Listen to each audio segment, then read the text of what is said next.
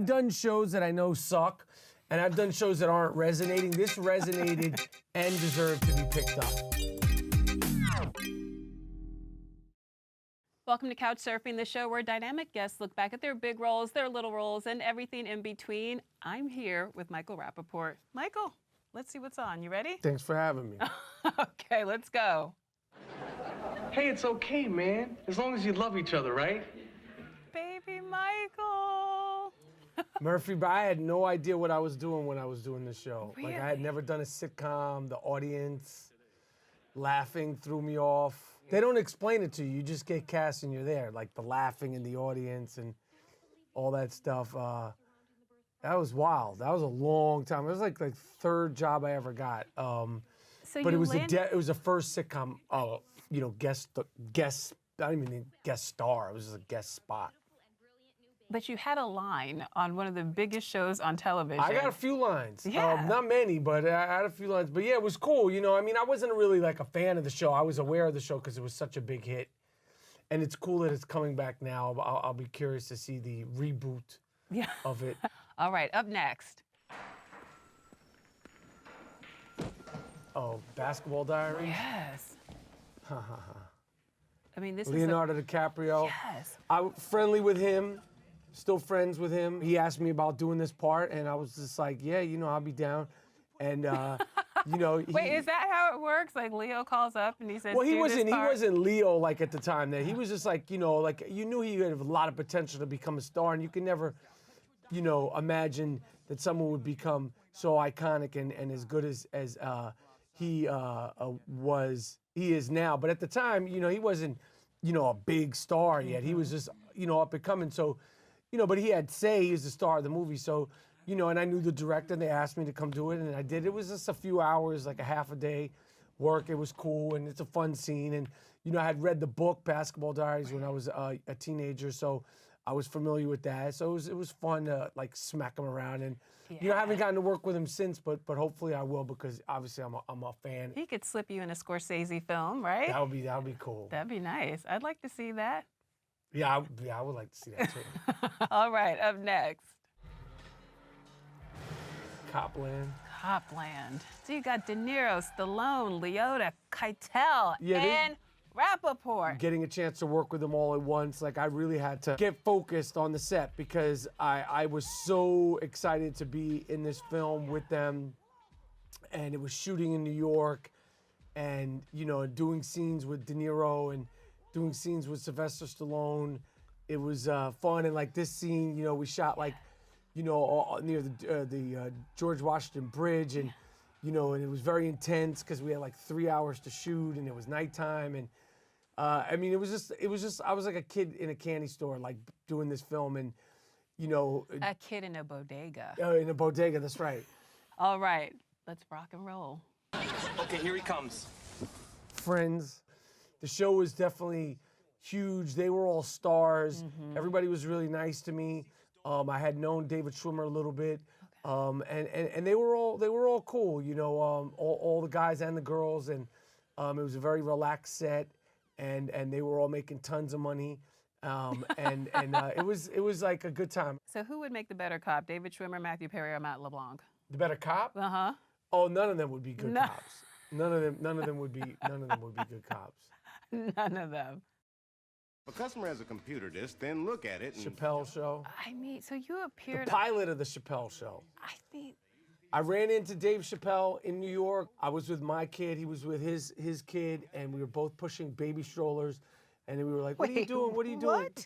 Yeah, I mean, it was like the summertime or the fall. It was nice weather, and I was like, what are you up to? And he's like, I'm doing this show called The Dave Chappelle Show. It's probably going to be the end of me. It's going to be the end of my career. I'm doing the pilot, you want to be in this skit? And I was like, yeah, when are you doing it? And I showed up, did the skit. No one knew what this show was going to be. I certainly had no idea. I just was doing it because we were friends. He said, I'm doing this, and would you be a part of it? And I was like, let's do it. and I think that's a good way to be with people. Not a lot of people in show business are like that. They always ask questions and this, that, but I'm a where and when person if I like you and I respect you.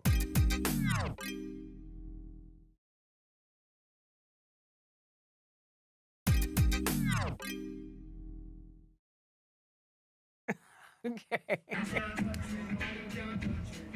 Beats, Rhymes, and Life. I love this documentary. What made you decide to focus on Tribe Called Quest? And talk to me about how this came to be, the evolution of this story. Yeah, I mean, I've always been a fan of theirs. I grew up with their music. We're the same age.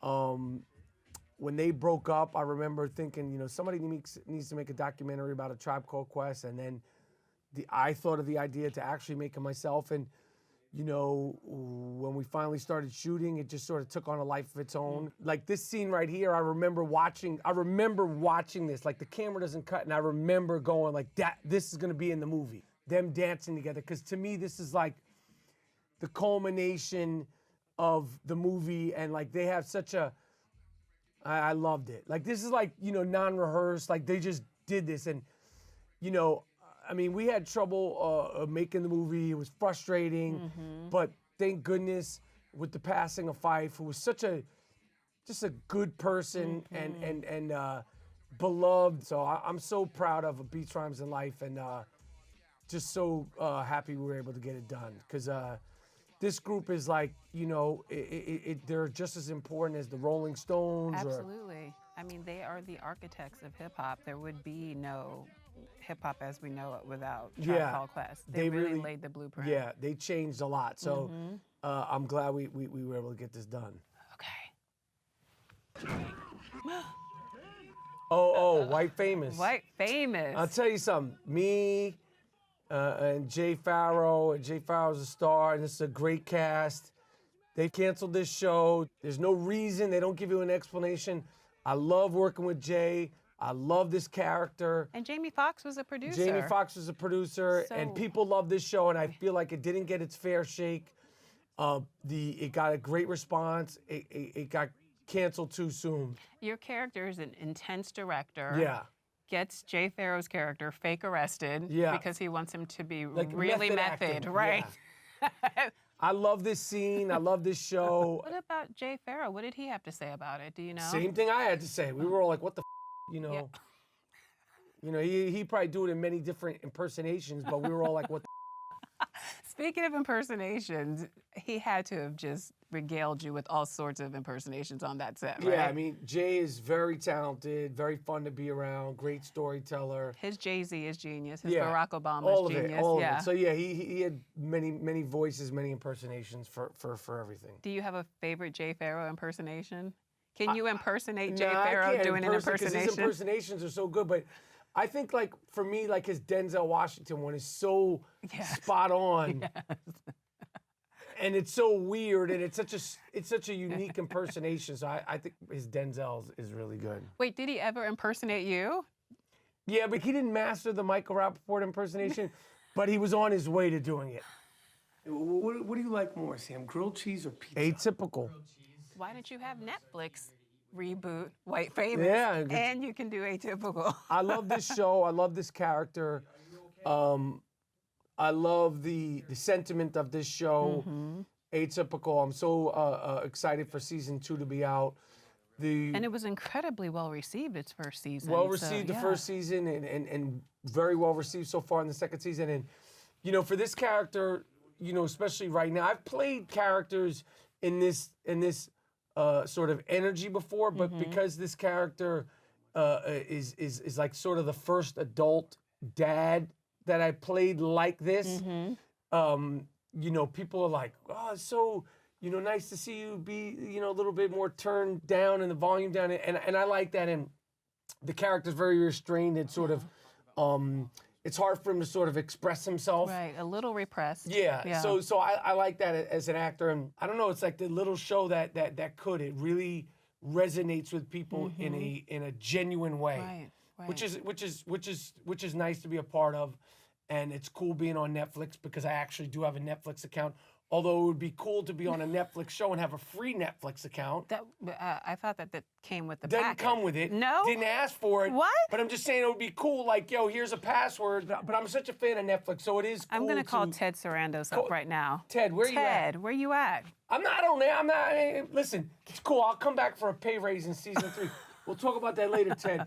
But can he get a free Netflix, at least for now? But I love the show, and I'm really proud of Atypical. And it's also doing really significant work in raising awareness about autism. Yep. And so it's important as well as it being... does, and it's not heavy-handed. Like, it's a show, you know. It's a show that has one of the themes is an autistic character. And I think that when you have somebody in your life, or if you have a kid that is autistic, it's not the whole of your parenting. Right. And it's not even the whole of the autistic person's life. Because that's the lens they see the world through. And that's the lens that these parents see their world through. So it's just an enjoyable show to watch. You're an enjoyable man to have on my Thank couch. you. I appreciate that. Thank you so much for Thank being you. Thanks here. for having me. And you can stream Atypical right now on Netflix. See you next week on Couch Surfing.